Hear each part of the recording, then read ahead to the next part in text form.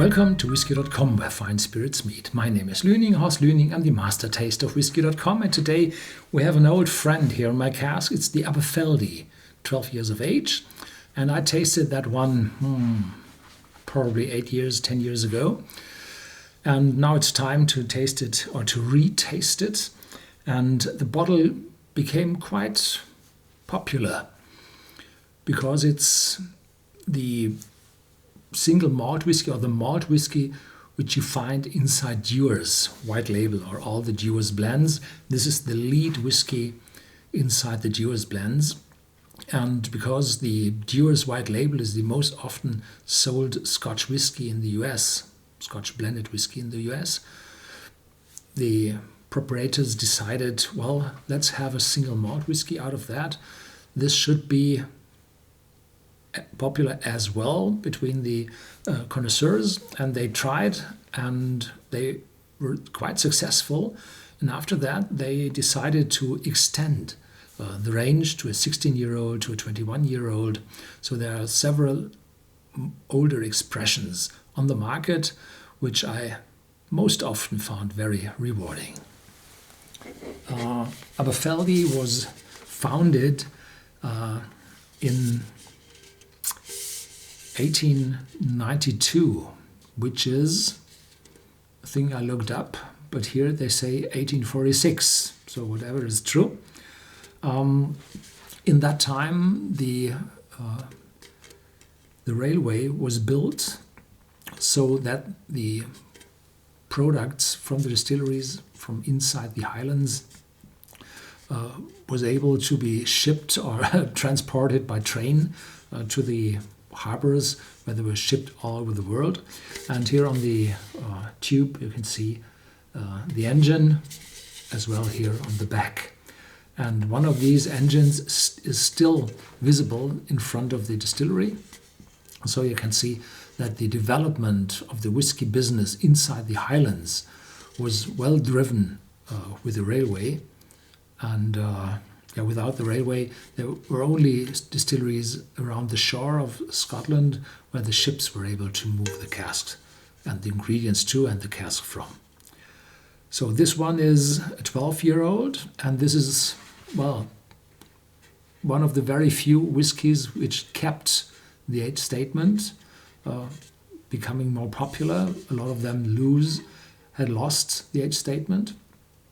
Yeah, and so I'm happy to taste this whiskey again. And I like that bottle because it's so big, and the whiskey is glowing inside, and the label is quite dark so that the light label does not disturb the shining whiskey. I like that very much. There's limited bottling. No, not really.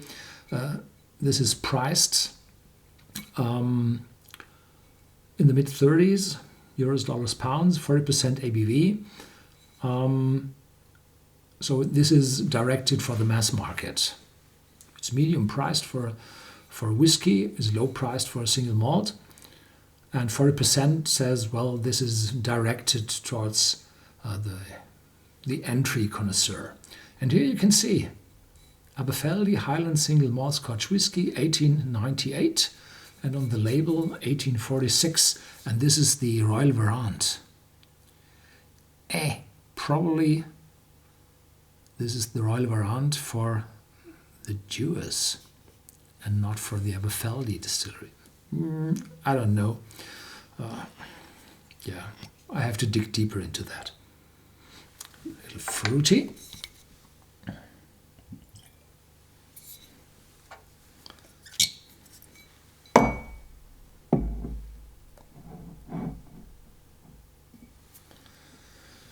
So here we go. Sweet, a little honey note, and behind that a little exotic pineapple.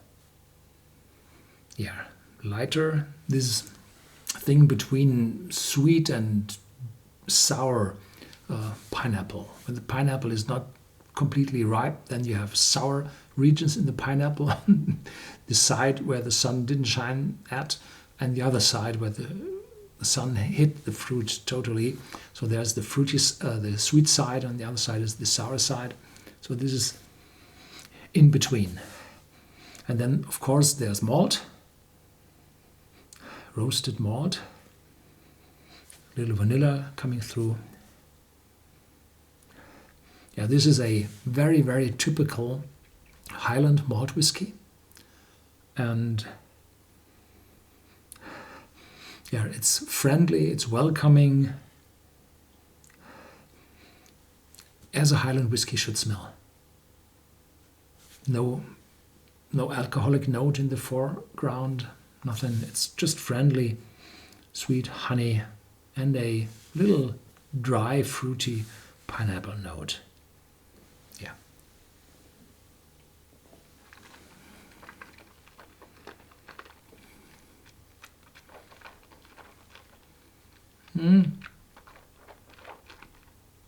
Officially it said syrup, sweet, gentle.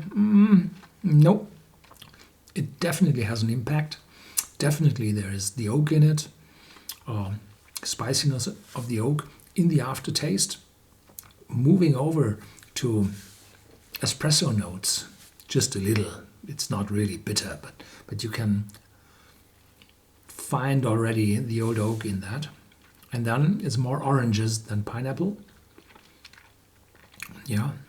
So when it's completely dry in the aftertaste, then typically whiskey smells or tastes like citrus. And if it's a little friendlier, then it's more oranges, up to tangerine, probably, if it's very sweet in the aftertaste. No, it's not. It's slightly on the gentle side. The aftertaste is medium to long, and the intense oaky note from immediate taste vanishes quite fast. Yeah, friendly on the nose again.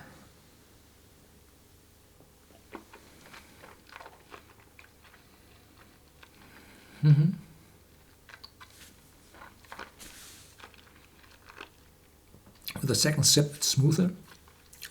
Yeah, and then the spiciness arises, going over to a little sharpness, and then vanishes quite fast. Then this espresso note, then the oranges appear in the aftertaste.